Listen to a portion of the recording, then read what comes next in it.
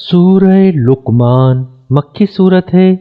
ترجمہ سماعت کیجیے۔ اللہ کے نام سے جو بے انتہا مہربان اور رحم فرمانے والا ہے۔ الف لام میم، یہ کتاب حکیم کی آیات ہیں، ہدایت اور رحمت نیکوکار لوگوں کے لیے جو نماز قائم کرتے ہیں، زکوٰۃ دیتے ہیں اور آخرت پر یقین رکھتے ہیں۔ یہی لوگ اپنے رب کی طرف سے راہ راست پر ہیں اور یہی فلاح پانے والے ہیں۔ اور انسانوں ہی میں سے کوئی ایسا بھی ہے جو کلام دل فریب خرید کر لاتا ہے تاکہ لوگوں کو اللہ کے راستے سے علم کے بغیر بھٹکا دے اور اس راستے کی دعوت کو مذاق میں اڑا دے۔ ایسے لوگوں کے لیے سخت ذلیل کرنے والا عذاب ہے۔ اسے جب ہماری آیات سنائی جاتی ہیں تو وہ بڑے گھمنڈ کے ساتھ اس طرح رخ پھیر لیتا ہے گویا کہ اس نے انہیں سنا ہی نہیں، گویا کہ اس کے کان بہرے ہیں۔ اچھا مژدہ سنا دو اسے ایک دردناک عذاب کا، البتہ جو لوگ ایمان لے آئیں اور نیک عمل کریں ان کے لیے نعمت بھری جنتیں ہیں جن میں وہ ہمیشہ رہیں گے۔ یہ اللہ کا پختہ وعدہ ہے اور وہ زبردست اور حکیم ہے۔ اس نے آسمانوں کو پیدا کیا بغیر ستونوں کے جو تم کو نظر آئیں۔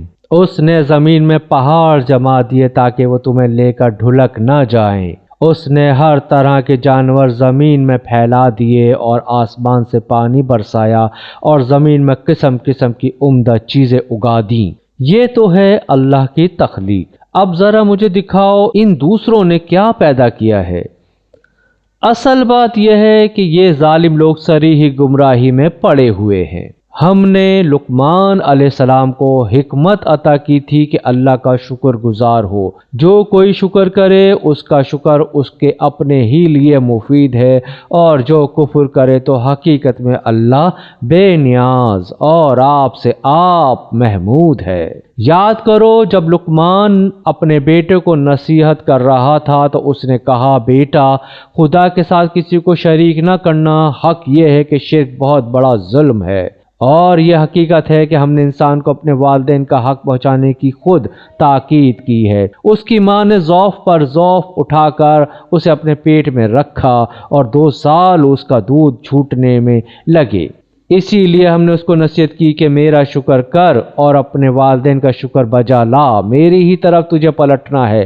لیکن اگر وہ تجھ پر دباؤ ڈالیں کہ میرے ساتھ تو کسی ایسے کو شریک کرے جسے تو نہیں جانتا، تو ان کی بات ہرگز نہ مان۔ دنیا میں ان کے ساتھ نیک برتاؤ کرتا رہ، مگر پیروی اس شخص کے راستے کی کر جس نے میری طرف رجوع کیا ہے۔ پھر تم سب کو پلٹنا میری ہی طرف ہے، اس وقت میں تمہیں بتا دوں گا کہ تم کیسے عمل کرتے رہے ہو۔ اور لقمان نے کہا تھا کہ بیٹا کوئی چیز رائے کے دانے برابر بھی ہو اور کسی چٹان میں یا آسمانوں یا زمین میں کہیں چھپی ہوئی ہو، اللہ اسے نکال لائے گا۔ وہ باریک بین اور باخبر ہے۔ بیٹا نماز قائم کر، نیکی کا حکم دے، بدی سے منع کر، اور جو مصیبت بھی پڑے اس پر صبر کر۔ یہ وہ باتیں ہیں جن کی بڑی تاکید کی گئی ہے، اور لوگوں سے منہ پھیر کر بات نہ کر، نہ زمین میں اکڑ کر چل۔ اللہ کسی خود پسند اور فخر جتانے والے شخص کو پسند نہیں کرتا۔ اپنی چال میں اعتدال اختیار کر اور اپنی آواز ذرا پست رکھ۔ سب آوازوں سے زیادہ بری آواز گدھوں کی آواز ہوتی ہے۔ کیا تم لوگ نہیں دیکھتے کہ اللہ نے زمین اور آسمانوں کی ساری چیزیں تمہارے لیے مسخر کر رکھی ہیں اور اپنی کھلی اور چھپی نعمتیں تم پر تمام کر دی ہیں؟ اس پر حال یہ ہے کہ انسانوں میں سے کچھ لوگ ہیں جو اللہ کے بارے میں جھگڑتے ہیں بغیر اس کے کہ ان کے پاس کوئی علم ہو یا ہدایت یا کوئی روشنی دکھانے والی کتاب۔ اور جب ان سے کہا جاتا ہے کہ پیروی کرو اس چیز کی جو اللہ نے نازل کی ہے، تو کہتے ہیں کہ ہم تو اس چیز کی پیروی کریں گے جس پر ہم نے اپنے باپ دادا کو پایا ہے۔ کیا یہ انہی کی پیروی کریں گے کہ خواہ شیطان ان کو بھڑکتی ہوئی آگ ہی کی طرف کیوں نہ بلاتا رہا ہو؟ جو شخص اپنے آپ کو اللہ کے حوالے کر دے اور عملاً وہ نیک ہو، اس نے فی الواقع ایک بھروسے کے قابل سہارا تھام لیا، اور سارے معاملات کا آخری فیصلہ اللہ ہی کے ہاتھ ہے۔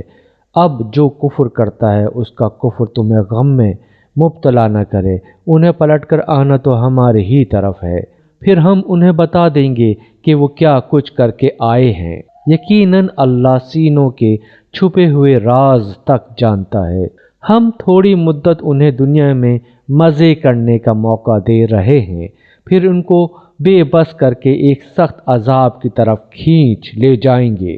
اگر تم ان سے پوچھو کہ زمین اور آسمانوں کو کس نے پیدا کیا ہے، تو یہ ضرور کہیں گے کہ اللہ نے۔